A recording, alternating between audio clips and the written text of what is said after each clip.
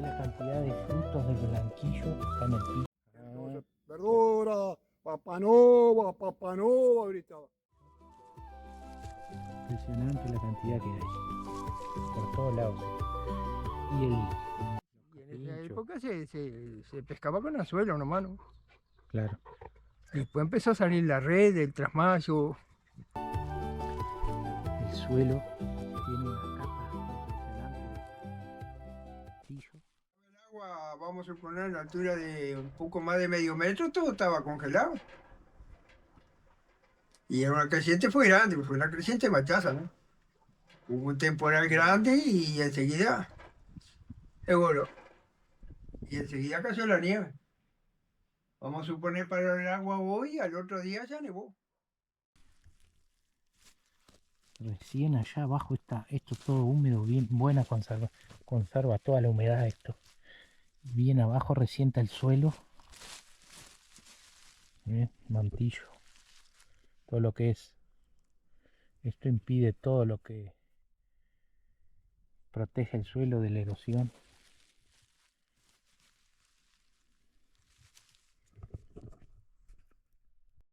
Acá llegué un sangrador, un pequeño bracito del río. Vamos a ver por dónde podemos cruzarlo.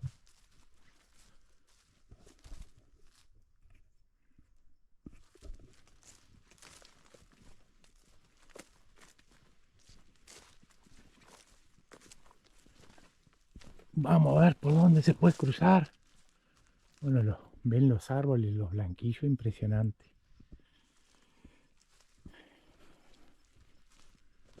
Por acá, a ver si podemos cruzar acá. Bueno, acá me parece que vamos a poder cruzar. Pa, pa. No.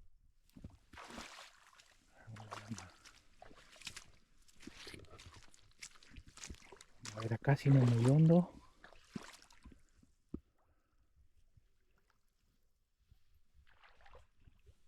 Ahí está. Gajito de blanquillo ahí, miren. Blanquillo.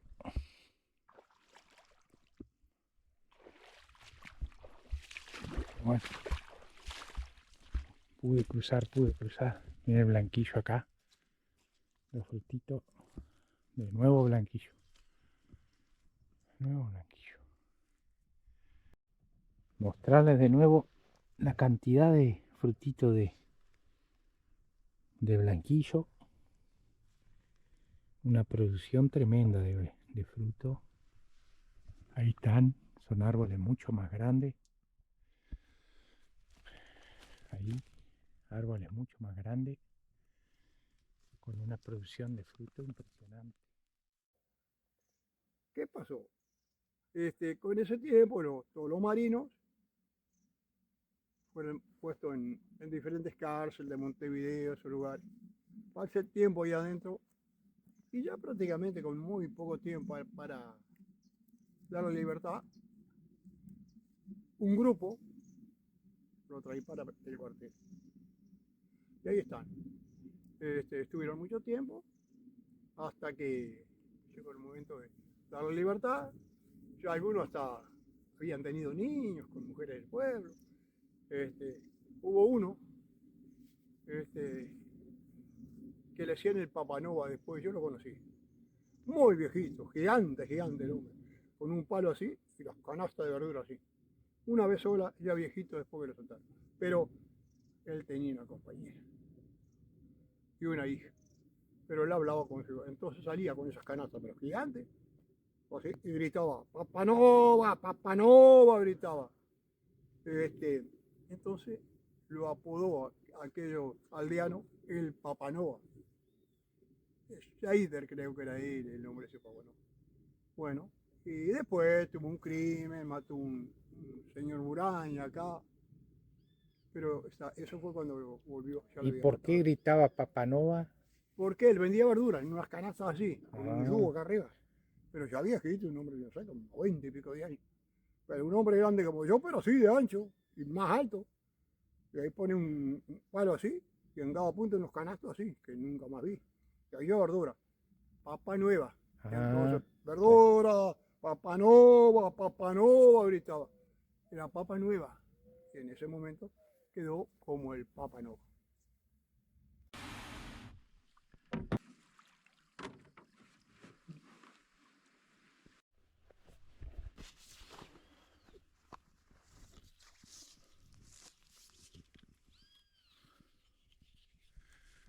Bueno, sigo caminando, sigo encontrando buenos blanquillos. Miren. Eso. Impresionante blanquillo.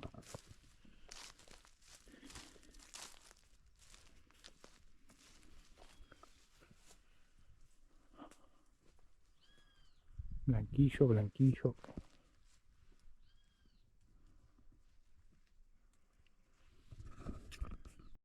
Bueno, después de una larga caminata, encontré un curupí acá. Miren, si lo raspamos un poquito ahí la corteza.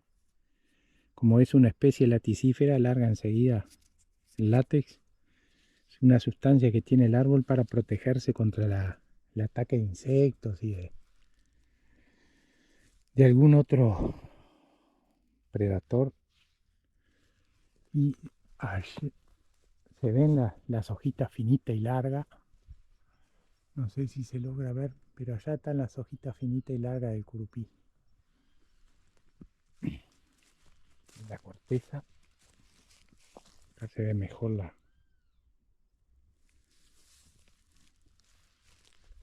Acá vemos un insecto, una muda de un insecto pegadito ahí. No sé qué insecto será, pero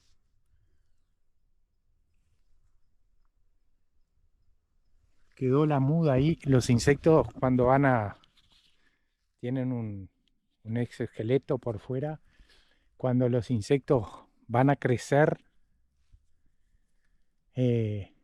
salen de ese exoesqueleto que se le llama muda, crecen y después vuelven a formar otra vez. Y bueno, ahí tenemos lo que quedó el exoesqueleto viejo, ¿no?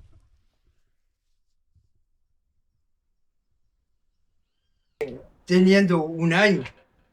Y hoy tengo 77, 76 años. Ah, mire, mire. Y, ¿Cómo era el pueblo cuando usted era joven y eso? y ahora es casi lo mismo que ahora, las casas y eso, ¿no? La gente sí, se han ido mucho, los más viejos han fallecido, los hijos se han ido, estamos quedando pocos. Claro. ¿Y las casas y eso eran cómo eran antiguamente? Y Eran aquí, de barro, de... sí, antes eran de fajina, fajina le llamaban a la chica y barro y madera. Claro. Cortábamos los jorpones, los que ven así como esto, así, era coronilla y que era lo que maduraba, guayabo y cosas de esas en el monte. Y ahí hacíamos el armazón, después la madera de arriba de los techos, que era techo de paja casi todo, eran de sauces el sauce criollo eso y el localito. Y después, Y después chirca. y después chilca, a los costados chilca y se traía del monte la madera para sostener la chilca y eso, y ahí se embarraba, se ponía una distancia así más o menos la madera, la orilla así como ahí. Claro. Ay, Supongo era mucho más difícil que ahora. luz eléctrica no había. No había luz la luz no había, no había agua. Y el Yo agua nomás que me de... crié en la última calle del pueblito allá, cruzábamos por todos estos solares con agua de un pozo de balde acá y si no, pues de otro pozo de balde que hay así en la casa de la vecina por toda la calle, para allá para acá al lado. Agarrábamos el agua. Y después con el correr de los tiempos, hace unos 20 años atrás más o menos, la intendencia nos trajo agua de allí del Abasto Viejo, atravesó el campo del vecino hacia arriba, y ahí, y ahí uno pusieron una canilla hacia la otra casa y hacia abajo, y otra ahí en esa boca de calle. El monte hacia arriba, hacia los árboles, hacia las copas, las ramas, pero el monte también se entiende mirando hacia abajo, ¿no? Mirando el piso. Acá vemos todo el mantillo, este mantillo, hoja seca, ramita, corteza, restos vegetales que se van acumulando año tras año. Esto se va acumulando y esto es vida en descomposición, es el colchón natural que protege al suelo. Debajo de esta hojarasca se conserva la humedad, baja la temperatura, se alimentan hongos, insectos, lombrices y microorganismos también, ¿no? Y gracias a esto también aparecen helechos, culandrillo y muchas plantas pequeñas que necesitan este ambiente fresco y protegido.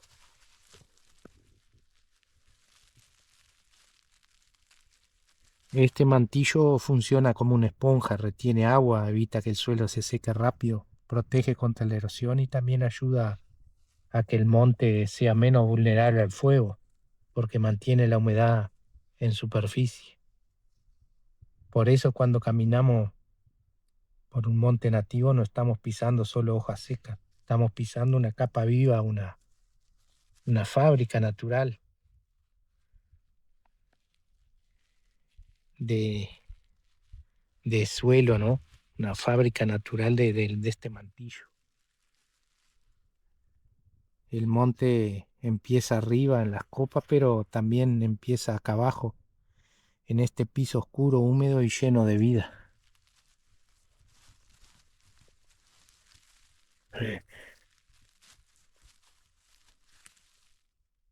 Botija chico como antes. Antes había familia de 10, 12, 8, todas familias grandes.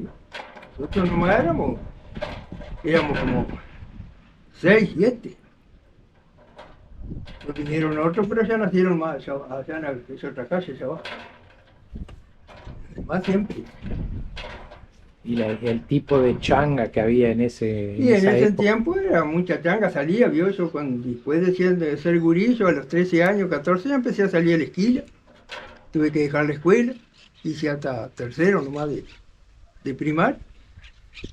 Y después las de Chalá, muchas chaladas grandes del Tarumán, en la estancia del Tarumán, que se plantaban 200, 300 hectáreas de maíz. Y después ya empecé a trabajar en la estancia y cosas de esas, ¿no? Y la esquila hice 32 años de zafra.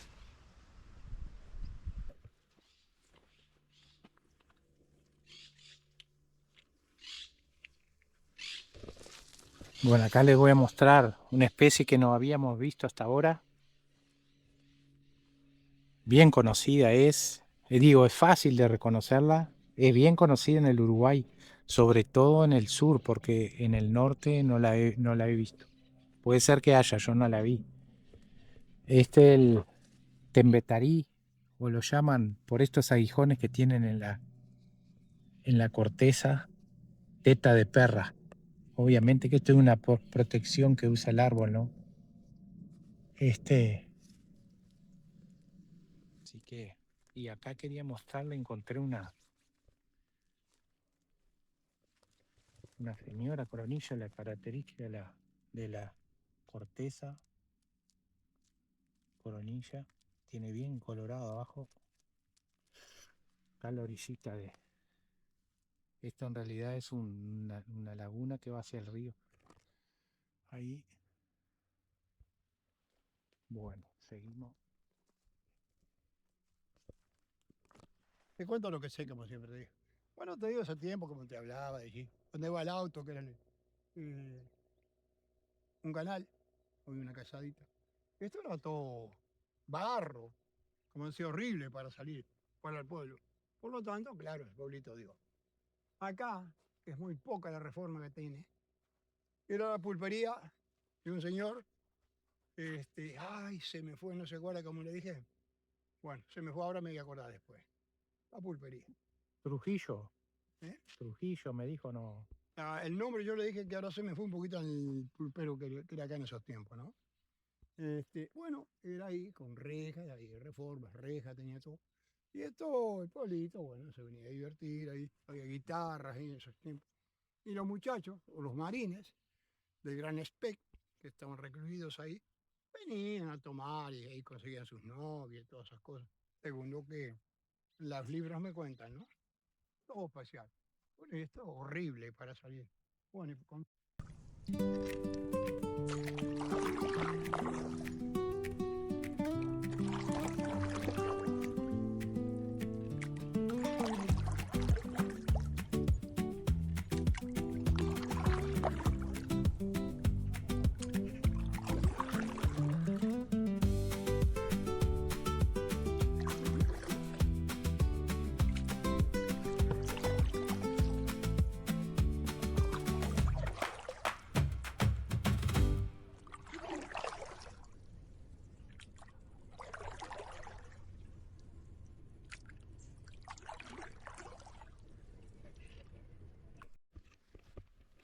meternos para adentro del monte.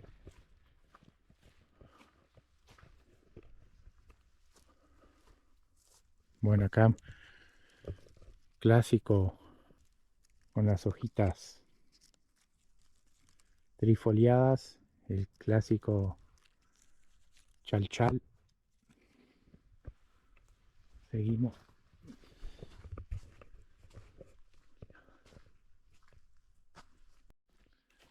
Acá estamos viendo un blanquillo machazo.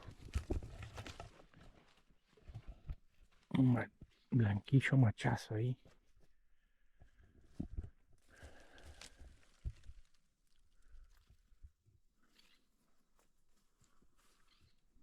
Señor blanquillo.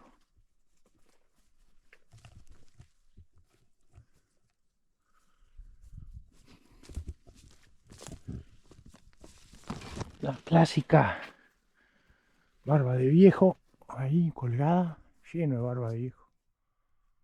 Colgadita ahí.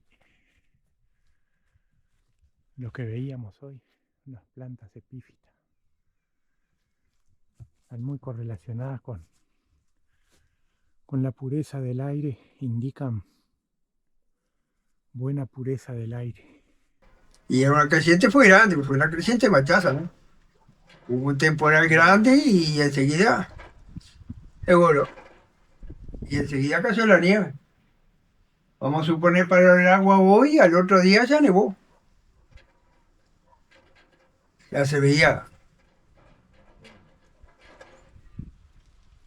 Ah, sí. Sí, sí, la extensión, dice usted, la altura, los techos. Lo que me contaba que el Del espesor techo, de la del nieve techo arriba. es baja. Sí, nosotros cuando yo me crié en un rancho de terror, allá en la última casa, y ahí tenía techo de paja y ahí había hasta como 10 centímetros de nieve. Era imponente. Y la cocina también era de techo de paja, más que era de fajina. También, la altura imponente la nieve. Era una cosa nunca visto. Y no he visto más. En el Uruguay por lo menos no he visto más. He visto heladas grandes, así como ayer o más grande que la de ayer, he visto, pero nieve, nieve, no he visto más.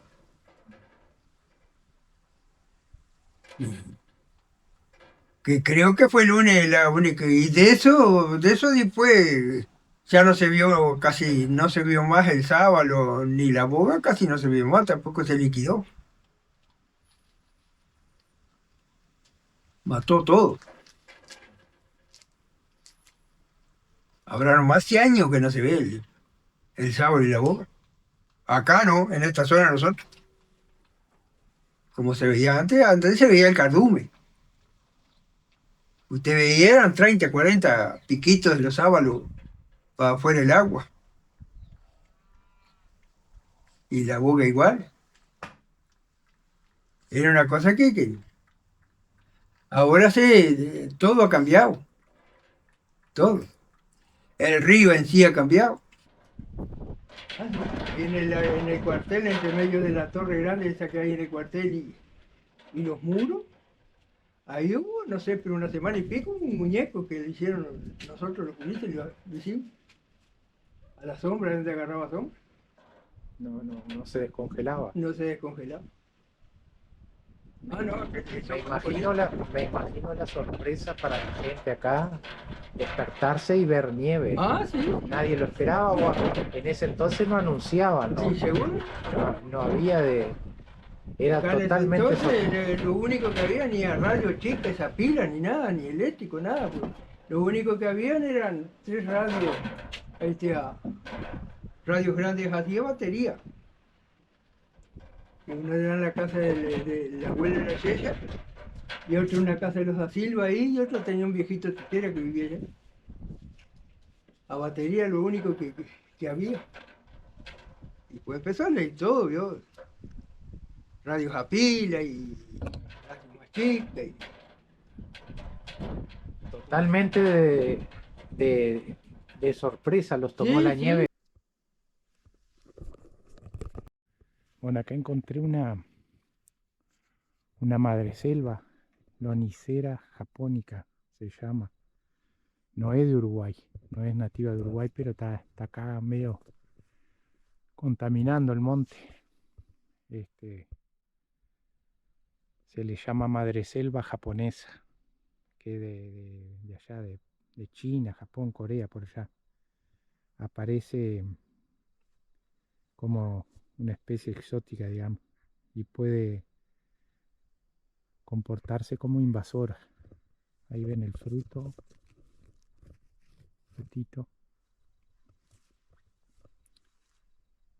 Sobre todo invasora en los bordes del monte, en alambrado, en camino y en zona de húmedas, donde trepa sobre árboles y arbustos nativos, como es este caso, ¿no? Está sobre un arbolito nativo ahí, hay un blanquillo y ahí anda la madreselva. Donde en aquellos tiempos se hizo un lugar estratégico por si había invasiones, los militares estaban acá, ¿no? Recuerdo verlos cuando iban por el pueblo con sus grandes cabalgaduras, y éramos grises chicos, teníamos terror de ellos. Hoy no se respeta nada, ¿no? Pero la estructura es la misma, ¿no? Bueno, muy bien. Con el tiempo, el cuartel, por cosa de la vida, quedó por muchos años abandonado. Pero un día, hoy no lo tenemos con nosotros, el señor Abel Cameto, por medio del gobierno, prestado, ¿verdad? Y como él de aviones, armaba aviones, lo llamó el Aeroclub. Y armaba aviones, tenía adentro el hangar, que era donde aquellos militares, aquellos marinos usaban en ese tiempo, se llamó el hangar. Con el tiempo, el gobierno, pienso, volvió a solicitar el predio del cuartel y del cuartel para que volvieran los señores infantes, con todo, ¿no? Y por eso digo, esto tiene una historia muy grande, muy grande, muy grande. ¿Y cómo lo decía? Aquellos marines del acorazado de Bolsillo, Gran Espí, no sé pronunciar bien, que fue bombardeado en el Río de la Plata y pidió auxilio en Uruguay, que no se le permitió, por eso el capitán hundió el barco. Esos marines, el capitán se mató envuelto en la bandera alemana, no quiso ir así. Esos marines fueron en prisiones, por Montevideo, por diferentes lugares, y ya casi al cumplir la condena, un grupo vino para acá, y estuvieron ahí, no estaban presos, iban para allá, para la pulpería, de Trujillo, la pulpería allá, iban para allá, donde está el tanque, la bosa que se ve, allá tenían parihuelas para tirarse al río, tengo una foto donde los marines del Gran Espé vienen saliendo de acá, ¿vio? Vienen saliendo con su traje marinero, una foto que tenía años, saliendo para afuera. Aquí había un eucalipto.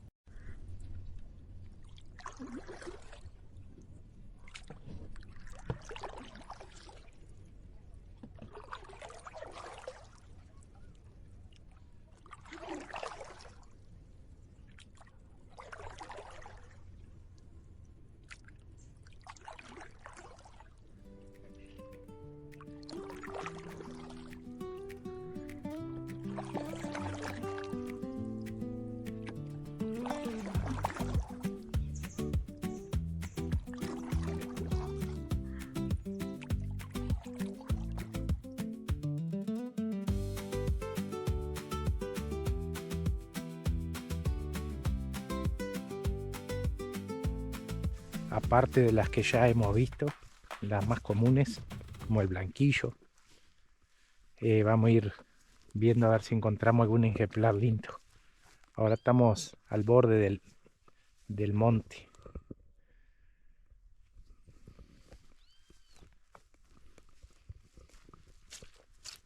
Acá miren, quería mostrarles, eso ahí es una aruera, la aruera, la Littraea brasiliensis, pero quería mostrarles cómo se ven la brotación de otoño, bien los brotes más claritos. Y si miran ahí las nervaduras secundarias, van todas paralelas una al lado de la otra hacia el borde de la hoja. Eso se llama nervaduras pectinadas. Y ahí pueden ver la brotación que tiene esta aruera, bien brotada.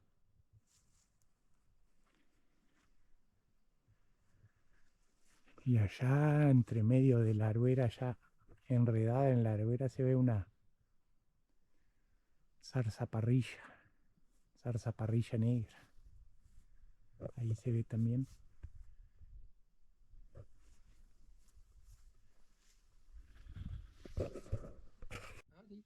Sí, acá existía mucho la marcela, que le llaman. Hay un talar ahí afuera que siempre había marcela. Y después estaba el arrayán, que se usaba como medicina también. Los viejos de antes lo tomaban, el té. Y después se usaba la concorosa. Y después se usaba el coronilla rastrero, ese que le llaman, se arrancaba la raíz y se usaba la raíz. Que eso era para la fiebre y cosas de esas, para los riñones y cosas de esas. Mi abuela nomás era una que siempre tomaba yus, era de los muchos yus. Y nosotros también tuvimos la costumbre siempre.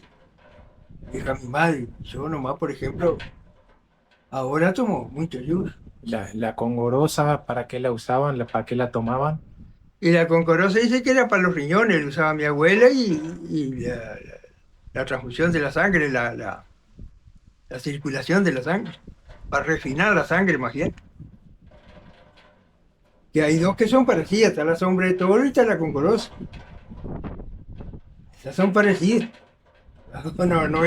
No son todas las que va parecida hasta el árbol y la hoja.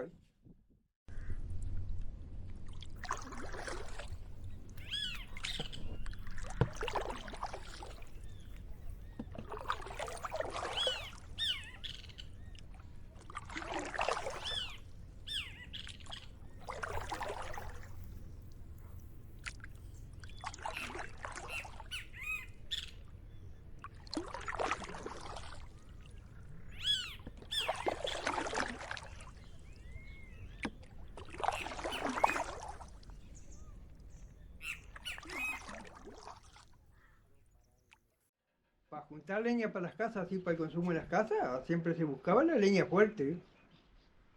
Íbamos todos los días con la vieja de mi madre y una hermana y una sobrina de la vieja de mi madre, todos los días íbamos a buscar, traíamos en atao con piola y una brandura que le llamábamos, una bolsa con trapos viejos y eso. Y se juntábamos y en el coronilla, este, el chalchal, el guayabo, toda esa leña buena, ¿vio? El blanquillo. Y el blanquillo. Lo que menos se juntaba era el matabujo. Que el matabujo donde lo echa el juego, el mismo humo para los ojos. ¿Vio? Hay gente que la junta y la echa, ¿vio? Pero vamos a suponer por una estufa que tire bien, el matabujo es bravo cuando está medio verde. Le cuesta agarrar y es bravo para la vista. Donde sale el humo para adentro y después que se encierra el humo es bravísimo.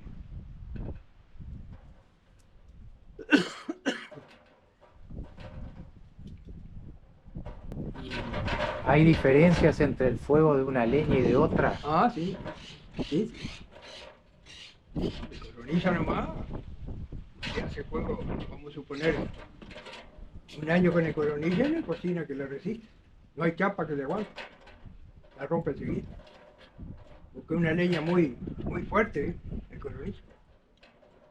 Y después usted la deja, sí, después usted la deja las brasas entre la cocina y está igual 1 hora, 2, la brasa prendida, ¿no?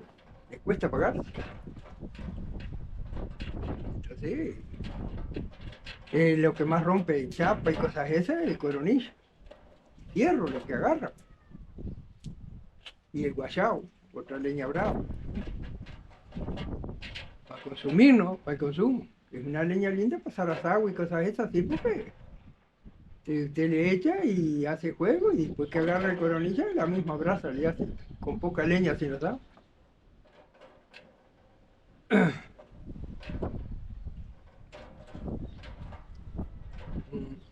Blanquillo. El blanquillo es también una leña agarradora, pero no es tan, tan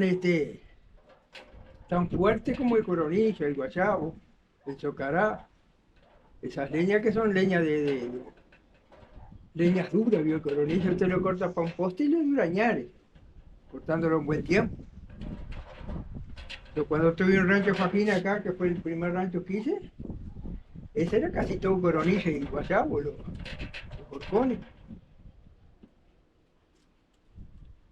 Y vivimos como 15 años vivimos en ese rancho. Sin cambiar nada, ¿vio? Alguna embarrada, de repente le echábamos de un año al otro.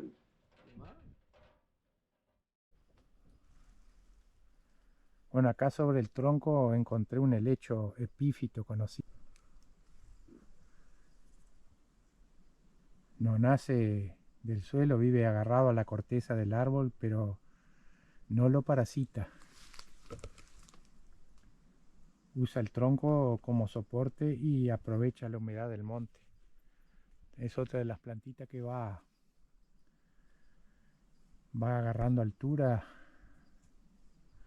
hacia la copa del árbol, desarrollando ese entramado de tallos y coloniza las alturas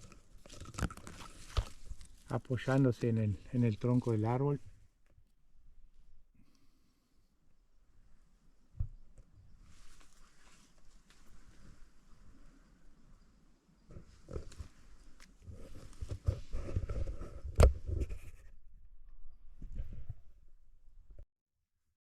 La verdad que sí. Está muy desfigurado lo que en aquellos tiempos conocí. Lo único auténtico es el puente carretero del auténtico. Y allí abajo donde están los camarotes, había arena, era angostito. Pero ¿qué pasó? Con el tiempo hicieron esta represa y el río estaba llenito. Pero ahí pasé mi juventud con mi madre, lavando ropa en el día para el otro día secar mi madre y cucharé un mate, que era en el momento. Eso sí está auténtico como era. La represa no, con el tiempo. Este lugar, que era más bajo todavía, las piedras, hay mucha lavandera, pasaban el día ahí lavando y tendiendo para secar. Porque en esos tiempos la tecnología nueva de lavarropa no existía, solo a puño y la palmeta que era una madera, pa, pa, todo el día. Ahí pasaban para comer. Acá, y allá era mi madre con mi hermano. Hoy está cambiado todo, ¿vio? Esa represa, hace unos años lo hicieron. Pero quiero mostrarle. Quiero mostrarle. Eso era imponente, era porque era común. Todos los años se hizo el parque. Pero claro, acá. Le digo porque yo conocí a Osiris, ¿verdad? Que la sobrina de don Osiris Rodríguez Castillo, proclamado uno de los mejores de América, por todo lo que escribió y aportó a la cultura uruguaya. En este lugar la sobrina de él, Rosario Rodríguez, estuvo un tiempo acá, hija de Horus Rodríguez, hermano de Don Osiris, ¿sí? Y el otro era Nazar. Entonces Osiris acá me cuenta los libros, aquellos señores que hoy no están con nosotros. Osiris se sentaba acá, claro, no estaba la cascada, es un poste. Si usted miraba para abajo, y ahí se veían los bagres, así, chiquitos, cantando así, como antes el agre cantor que Don Osiris hizo sus canciones. Además usted veía las piruetas o las contorsiones que los peces hacían ahí adentro. Entonces él escribió, él sacó de acá el tema, mirándolo acá. Pero le voy a decir, porque no sé, por los familiares, dónde lo escribió. Ahora vamos a pasar por la ventana. Este es el lugar donde sacó Guri Pescador. Es el lugar que vio las contorsiones, o así, y los peces y los bagres cantando. Lo escribió acá, no lo escribió, le voy a decir que lo escribió, por sus familiares. Lo llamó Gurí Pescador. Pero ¿qué pasaba con él? No era un gurí común. Ese gurí era él.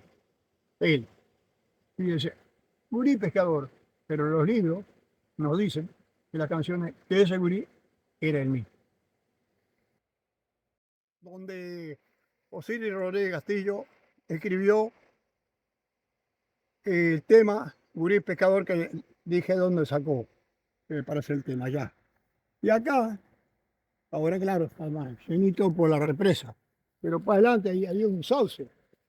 Y ahí fue donde escribió su Gurí Pescador, que es su propia vida, ¿verdad? Para adelante. Y lo sé por los libros que están, pero lo sé con más razón, porque ya le dije, su sobrina, Rosario Rodríguez, me lo comentó en la radio, que cuando él, al año que él había fallecido, vinieron a este mismo lugar, acá, este mismo lugar, hicieron campamento, todos los niños Rodríguez, comieron, tocaron música.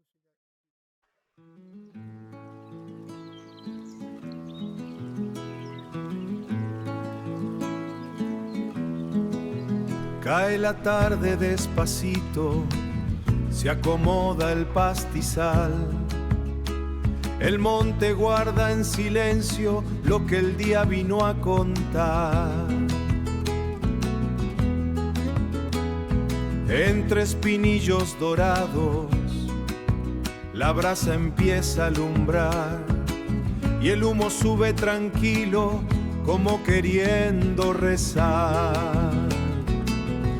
Cuando el sol se va al monte y el fuego empieza a hablar, se despiertan los recuerdos que el campo sabe guardar. Cuando el cielo se hace rojo y la noche va a llegar, uno siente que la tierra también se pone a cantar. Se pierde lejos la tropa rumbo al último corral y en la sombra de los árboles